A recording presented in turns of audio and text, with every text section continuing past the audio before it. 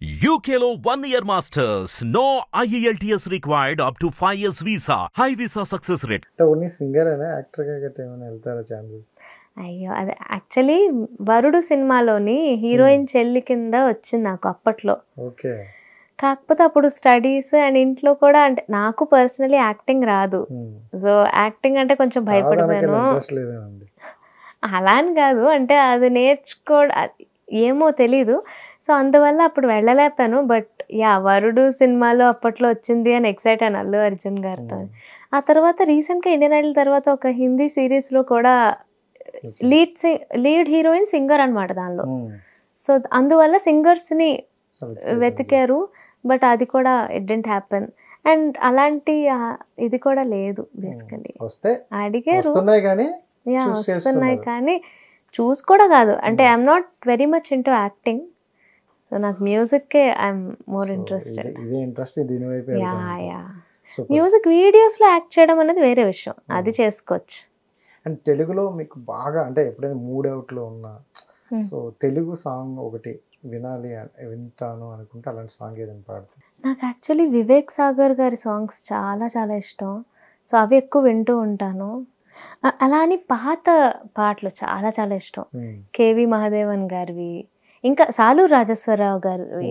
Oh my God, అవన్నీ చాలా చాలా ఇష్టం. తెలుగులో ఒక సాంగ్ పాడండి. ఇంకోటి ఏంటంటే నేను ఒక వీడియో చూసాను, ఇది అదే సరిగమ పదనిసలో ఒకటి అంటే లో యాంగిల్లో మళ్ళీ దాన్ని హైప్ చేస్తూ వస్తుంది కదా, అది ఒకసారి పాడదాం.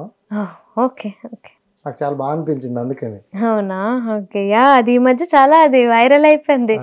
ఏమిటి ఇన్స్టాగ్రామ్ వీటిలో ఏది వైరల్ అవుతాయో ఎవరికి తెలియవు, ఊరికే అది అవుతూ ఉంటాయి. But yeah it's a very difficult one. అయితే తెలుగులో నా ఫేవరెట్ సాంగ్ ఒకటి పాత పాట పాడతాను.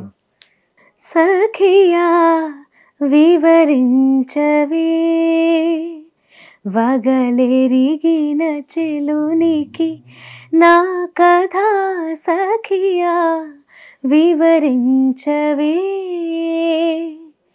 మల్లె పూల మనసు దోచి పిల్లగాలి వీచే వేళ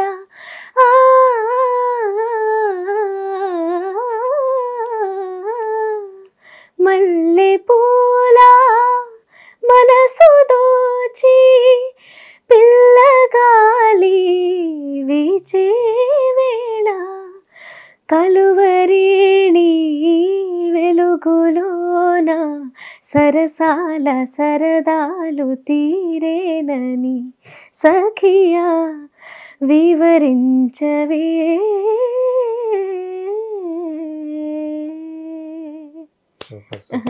ఇది నేను చిన్నప్పుడు ఎస్పీబీ సార్ ముందు పాడితే నన్ను ఫుల్గా ఇలా పట్టేసుకొని అవన్నీ మంచి మొమెంట్స్. అంటే పాత సాంగ్స్ నిజంగా old songs old is gold అంటారు, చాలా బ్యూటిఫుల్ గా అనిపిస్తుంది. ఇప్పుడు అయినా ఇంకో రెండోది అయ్యో వదలరా. సరే గమ పదనిస రే గమ పదనిస గమ పదనిస మ పదనిస పదనిస తనిస నిస స స నిస ధనిస పదనిస మ పదనిస గమ పదనిస రే గమ పదనిస సరే గమ పదనిస.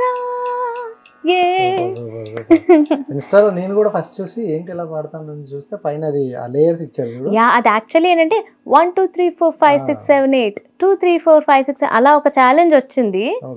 దాన్ని స్వరాల కింద ఒక అక్క చేశారు అండ్ షీ ఇన్సిస్టెడ్ నేను కూడా అది చేస్తానని. సో ఇన్స్టాలో ఛాలెంజెస్ కూడా వస్తాయా? ఇన్స్టాలో అయ్యో లాక్డౌన్ లో ఇంక ఇదే పని మాకు. ఇంకా కౌశికి చక్రవర్తి గారు ఆవిడ కొన్ని ఛాలెంజ్లు ఇలా ఇచ్చేవారు అప్పట్లో, అవి చేయడం. నేను కొన్ని ఛాలెంజ్లు ఇచ్చేదాన్ని లాక్డౌన్ టైంలోని. ఏంటి అయ్యా అలా లేదు, పిలచిన బిగువట్రా గమకాలు, తర్వాత సరిలేరు నీకెవ్వరు, ఇంకా తమిళ్లో కొన్ని సాంగ్స్ ఒక పెద్ద గమకం ఉంటుంది. అందెల రవళుల సందడి మరి మరి అందెల రవళుల